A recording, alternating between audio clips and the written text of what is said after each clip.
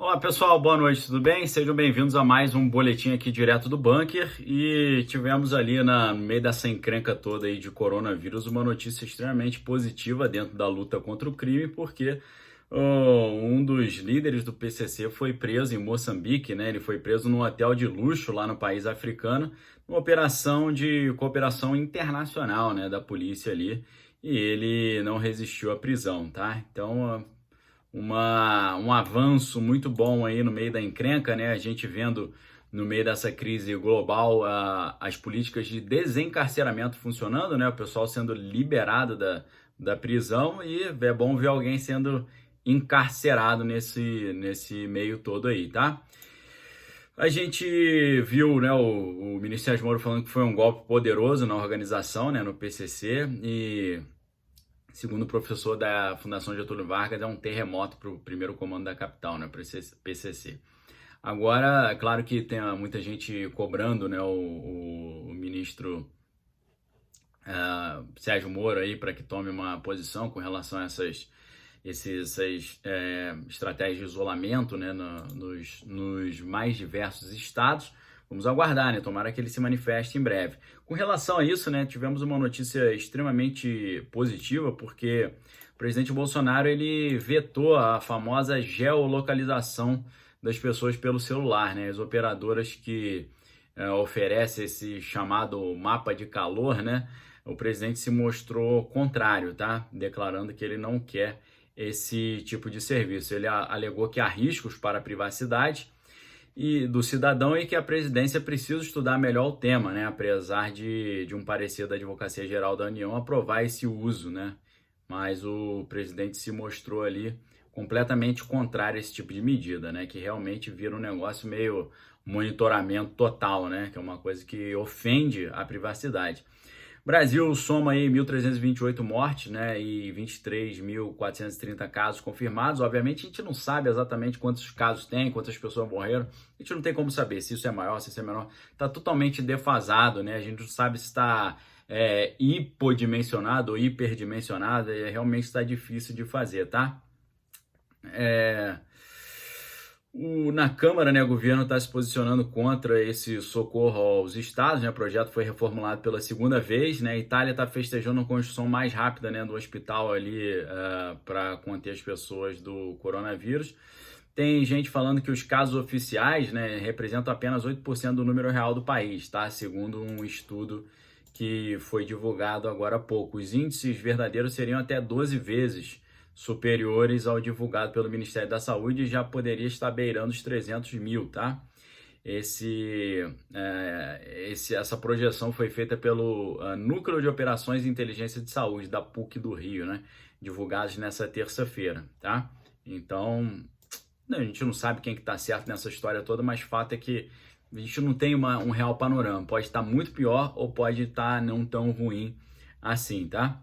O governo do Rio está prorrogando medidas de isolamento até o dia 30 de abril, algo que já tinha acontecido aqui em São Paulo, por exemplo, né? Agora estamos vendo acontecer lá também no Rio de Janeiro.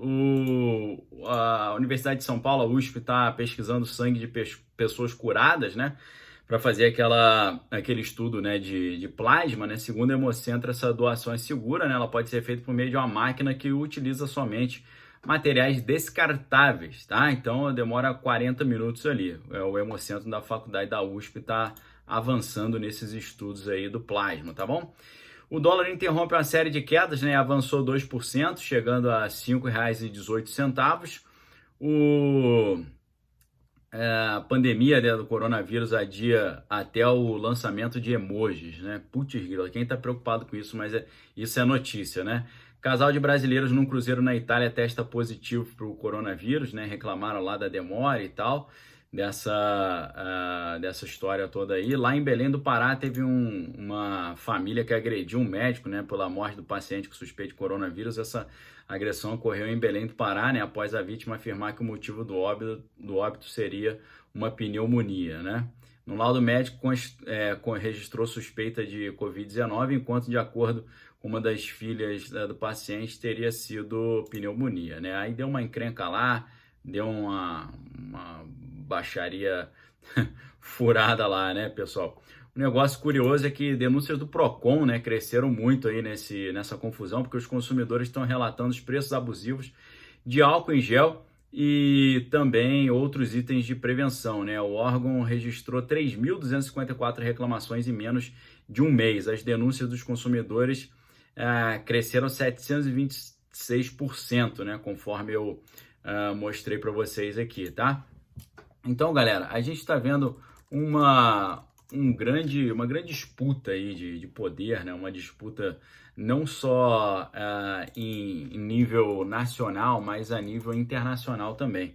O pessoal tá doido para implementar as restrições, né, e monitoramentos que nós sempre vimos lá funcionando em termos de cerceamento das liberdades individuais, monitoramento total, né? Então é uma luta, né? Você vê essa forçação de barra da mídia, né, contra a hidroxicloroquina e tal. Inclusive, o presidente Bolsonaro encomendou à Secretaria de Assuntos Estratégicos da Presidência um plano de liberação gradativa do isolamento, né? Esse objetivo seria furar as restrições impostas pelos governos estaduais e municipais.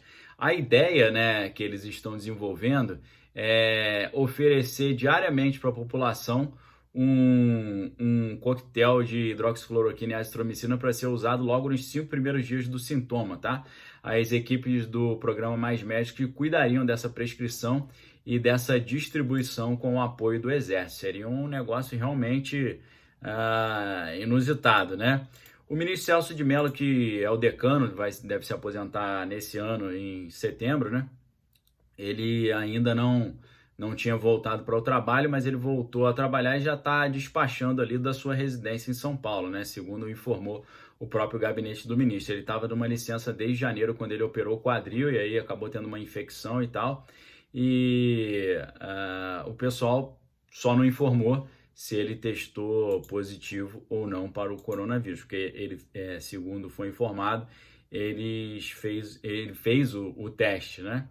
Mais de 1 milhão de trabalhadores já reduziram a jornada ou suspenderam o contrato, né? Isso é bom, né? Evita a demissão. Essa informação foi trazida pelo Ministério da Economia, que já registrou mais de 1 milhão de acordos entre trabalhadores e empresas para redução da jornada ou suspensão do contrato de trabalho, conforme aquele plano que o governo havia liberado, né? Informação muito boa, tá? Renegociação foi regulamentada em medida provisória do governo, que vai pagar uma compensação com um benefício equivalente ou parte do valor integral do seguro-desemprego. E o Ministério da Economia também informou que vai lançar uma portaria para detalhar uma série de procedimentos que o empregador deve fazer para registrar esse acordo na internet, tá? De maneira que a Caixa Econômica e também o Banco do Brasil possam depositar efetivamente o benefício na conta do trabalhador 30 dias após a assinatura dessa suspensão, tá? Pessoal, a gente tem curso novo aí, agradeço o apoio de vocês, a gente se vê amanhã com mais conteúdos exclusivos aqui no canal Daniel Lopes. Fiquem com Deus e examine todas as coisas e retenha que é bom. Forte abraço, galera, valeu!